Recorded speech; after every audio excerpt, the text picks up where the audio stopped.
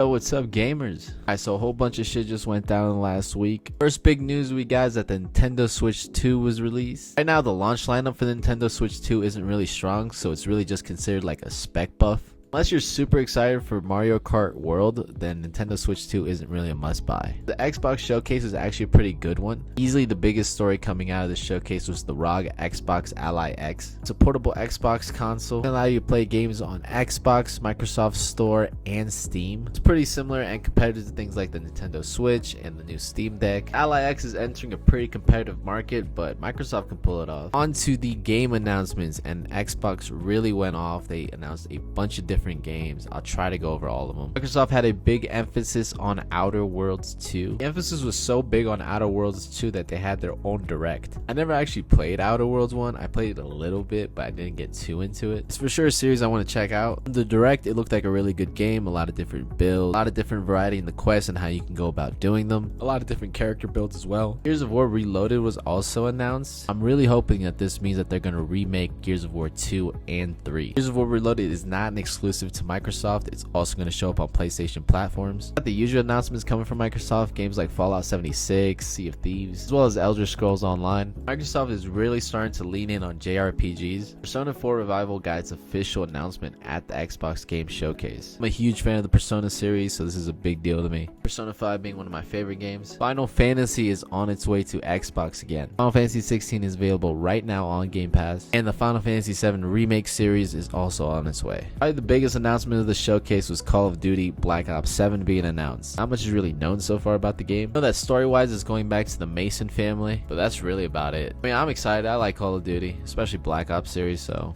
it's gonna be a good one, I'm sure. The showcase showed off a bunch of games like Grounded 2 and a new game series called Clockwork Revolution. It was a good showcase overall, and Microsoft did pretty well. Sony had its own State of Play press conference. The game that really caught my interest was Pragmata. Graphically, the game looks really good. The third-person adventure game coming from Capcom. It's gonna be released in 2026. New Silent Hill game coming out. It's called Silent Hill F. You know, spooky game happening in a misty town called Silent Hill. The usual thing. Honestly, the only other game that I want to talk about from the State of Play would be 007 First Light. The third-person spy game plays 007 when he was younger, first getting initiated. I'm being honest with you, from both showcases, they're really just showing us a lot of filler games. There were a couple big announcements like the Black Ops 7 announcement and Resident Evil 9, but frankly, those are few and far between. I don't know, I personally just like banger after banger of video games. You know, something's better than nothing. Another game that they announced that was pretty interesting was Mind's Eye. Let's talk about the IO showcase, as well as this new Hitman game. Looks like Mind's Eye is having a lot of technical difficulties right now, so they're getting a lot of refunds. Those are all the games that I really want to talk about from this week of gaming. Let me know in the comments what you guys think about it. I'll talk to you later.